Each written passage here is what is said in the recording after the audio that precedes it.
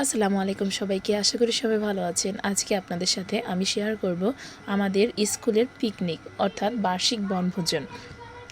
তো আজকে আমরা যাচ্ছি সোনারগাঁও উদ্দেশ্যে। নারায়ণগঞ্জ সোনারগাঁও নাম অনেকেই শুনে থাকবেন আর অনেকে যেও থাকবেন, কিন্তু আমি এই ফার্স্ট যাচ্ছি নারায়ণগঞ্জ সোনারগাঁয়ে। তো এই যে দেখুন, বাসে চড়ে আমরা অলরেডি রওনা করে দিয়েছি। আমরা একসাথে 4-5টা বাস নিয়ে নিয়েছি। তো এই যে দেখুন, রাস্তার ভিউ কত সুন্দর ছিল, আবহাওয়া মাশাআল্লাহ খুব সুন্দর ছিল। তো অবশেষে সকালের নাস্তা আমাদেরকে দিয়ে দেওয়া হলো। আমাদের বাস ছাড়লো সকাল 7টায়। তো এখানে আমাদেরকে ডিম, কলা এবং রুটি দেওয়া হয়েছিল এবং একটি পানির বোতল দেওয়া হয়েছে। তো এই যে দেখুন, বাসে চড়ে আমরা অবশেষে দীর্ঘ 5 ঘন্টা জার্নির পর আমরা নারায়ণগঞ্জ সোনারগাঁয়ে পৌঁছালাম। যেহেতু রোডে জ্যাম ছিল তাই আমাদের একটু সময় লাগলো। তো সবাই কিন্তু ক্লান্ত হয়ে ফিরেছি। তো এবার আমরা এই যে দেখুন, ছোট্ট ছোট্ট স্টলগুলো দেখতে দেখতে চলে যাচ্ছি। তো কোথায় যাচ্ছি? যাচ্ছি হচ্ছে আমাদের পিকনিক স্পটে। তো সবাই পিকনিক স্পটে যেয়ে একটু রেস্ট করে তারপর আবার বের হব ঘোরার জন্য।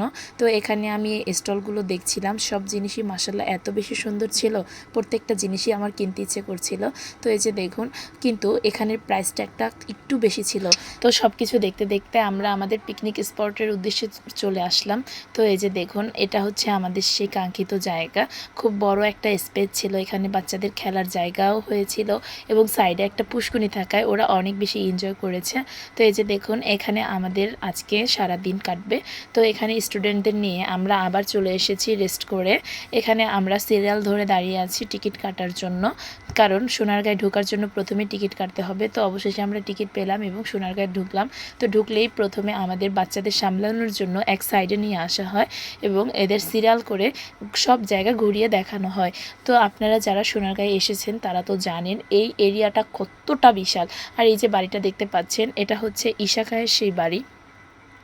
এই যে দেখুন, আমরা আস্তে আস্তে সামনের দিকে হাঁটলাম। তো আমার কাছে মোটামুটি সোনারগাঁও অনেক বেশি ভালো লেগেছে। তো যারা এসেছেন তারা তো জানেনই এখানের পরিবেশ, আর এত সুন্দর পরিবেশ, আমার তো মনটাই ভরে গেছে। যেহেতু পাশে এখানে শুটিং চলছিল তাই আমাদেরকে এই বাড়ির সাইডে যেতে দেওয়া হয়নি। অবশ্য এখানে ঢুকতে হলে আলাদা কিন্তু টিকিট কাটতে হতো। তো আমরা এই সাইড থেকে একটু দেখে তারপর মাঝখানে ঢুকে গেলাম। তো সবাই সবার মতো ঘুরছিল এবং দেখছিল। এই সেই বিখ্যাত ঈশা খায়ের বাড়ি। তো সবাই এগুলো স্টুডেন্টদের পরিচয় করিয়ে দিচ্ছিল এবং বুঝিয়ে বলে দিচ্ছিল যে এই সেই ঈশা খায়ের বাড়ি। তো এখানে শুটিং চলছিল তাই এখানে আর আমাদের ঢোকা হয়নি। তো আমরা আস্তে আস্তে সোনারগাঁয়ের মেইন জাদুঘরে ঢুকবো। তো এই যে দেখুন, এটা হচ্ছে জাদুঘরে ঢোকার প্রথম রোড। সাইডে কিন্তু অনেক সুন্দর পরিবেশ, চাইলে এখানে বসে মানুষ আড্ডাও দিতে পারে। তো এই যে দেখুন, আমরা এখানে সোনারগাঁয়ের ভিতরে ঢুকবো। সাইডে দেখুন এই যে আম গাছ, এখানে কিন্তু ছোট ছোট আম ধরেছিল। তো আমরা এখন জাদুঘরে ঢুকবো। এই হচ্ছে আমাদের শিল্পাচার্য জয়নুল আবেদিনের সেই বিখ্যাত জাদুঘরটি। তো এটা হচ্ছে মেইন ফটক, এখান থেকেই মানুষ ঢুকে।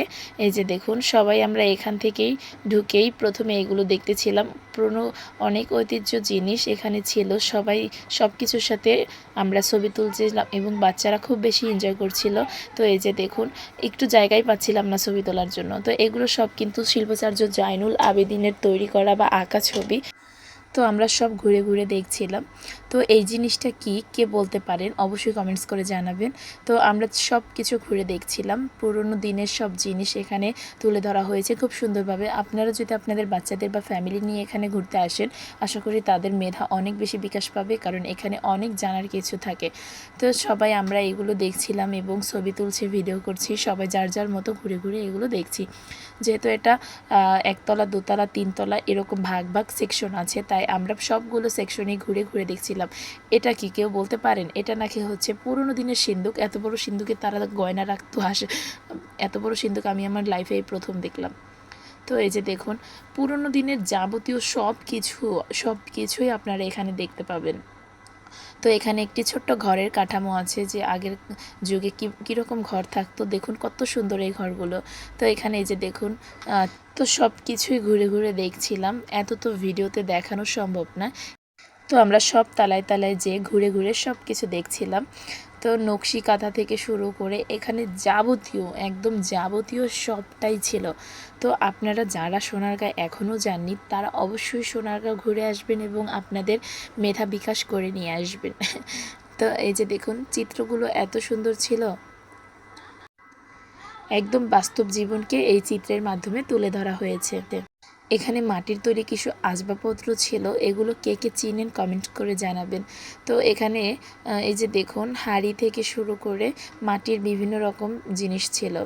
আর এগুলো হচ্ছে তাঁতের বোনা শাড়ি। এই শাড়িগুলো এখানে ঐতিহ্য হিসেবে তুলে রাখা হয়েছে। তো এই যে দেখুন মাটির তৈরি চিত্রকর্মও কিন্তু এখানে ছিল, অনেক চিত্রকর্ম এখানে ছিল গ্রাম বাংলার। তো সবগুলো আমরা ঘুরে ঘুরে দেখলাম। এগুলো কি? এগুলো হচ্ছে পুরনো দিনের গয়না।